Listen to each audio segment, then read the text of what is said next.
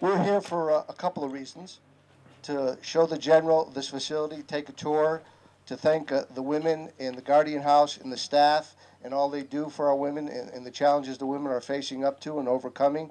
But we're also here, myself and Senator Farley, and those who have helped us develop and promote a piece of legislation to talk about a bill that can help facilities for rehabilitation of our veterans, women and men.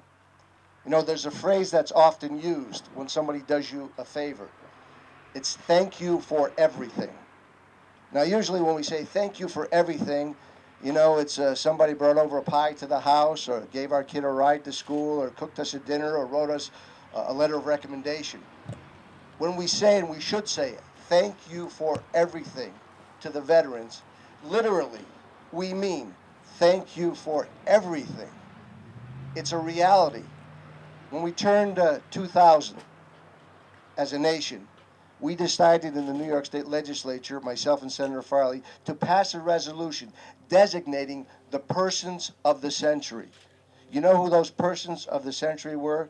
The men and women and the veterans of our armed forces. Now, I will venture to guess that the person, we won't be there, of the next century, the century after that, and the century after that, and the century after that, will be the men and women of our armed forces. Because when we say thank you for everything, it means everything we hold dear as a nation. This is the greatest nation in the world. It has the greatest constitution. It has the greatest freedoms and liberties. They're maintained, but they're available to every citizen around the world.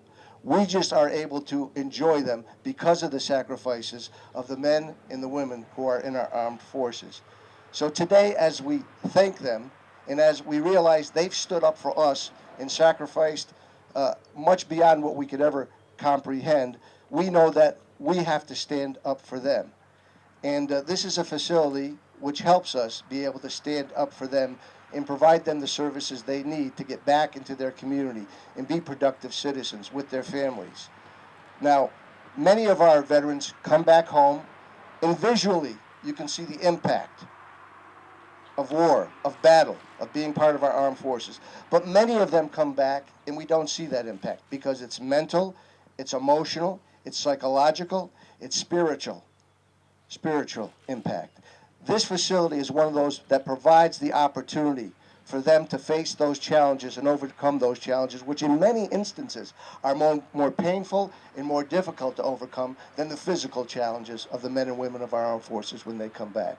The bill Senator Farley and myself are introducing today, and I'm proud to be the sponsor and have many of my colleagues in the Assembly, and Senator Farley is the lead sponsor in the Senate, would provide a pool of funding, a pool of money, which would specifically go to rehabilitate the facilities like the Guardian House for women and for men soldiers who come back with physical, emotional, mental, psychological, and spiritual pains and difficulties and scars. The bill provides for a checkoff on our tax return. Every citizen, there's 19.5 million citizens in New York State. Many of them have to fill out that form, that tax return form. It would provide a checkoff whereby they could check and provide a donation, be it $1, $2, $5, $10. A lot of people are filling out that form. That money would go into a pool of funding for rehabilitative services for the men and women of our armed forces to keep facilities like the Guardian House going and growing, but to build and grow more facilities to help the men and women assimilate back into our community. As you were reading the history and the awards, that's great stuff. But as I've told the folks when I go back to New Berlin, which is, if anybody knows where it is, it's just a little bit southwest of Cooperstown.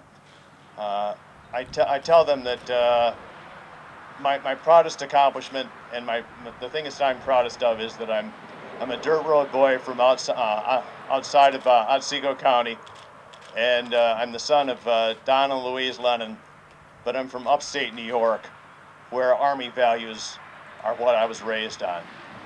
And those values that are supporting are the backbone of what our servicemen and women in all the components are living and exemplifying every day, no matter where they are around the globe.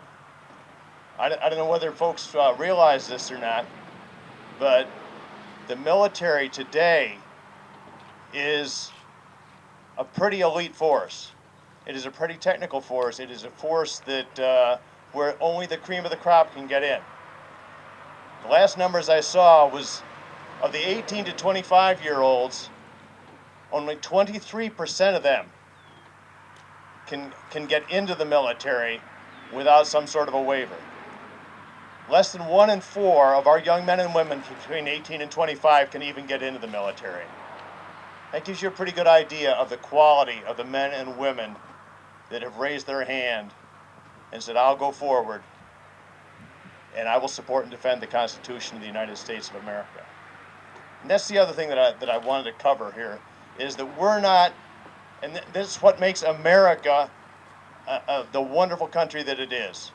We are not aligned with a particular party, a particular cause, a particular person. We raise our hand and we support and defend the Constitution. That Constitution that every other country in the world has people dying to emulate every day. And our servicemen and women are supporting that every day in their own little ways, many of them in anonymity. But when they come home, we need to take care of them. We need to give them a chance, as Assemblyman Tedisco said, to reintegrate, because what brought them in and what made them part of that 23% is those Army and those DOD, those Department of Defense values. And they bring those values: honor, integrity, selfless service, personal courage. All those values that make them special need to be applied and brought back to the community. And this facility will help that integration and allow them to capitalize on the capabilities that they have.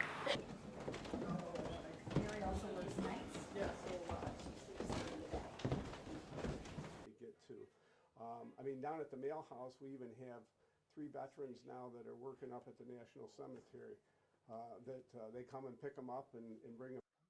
There's a lot of art down there that some of the women were involved with.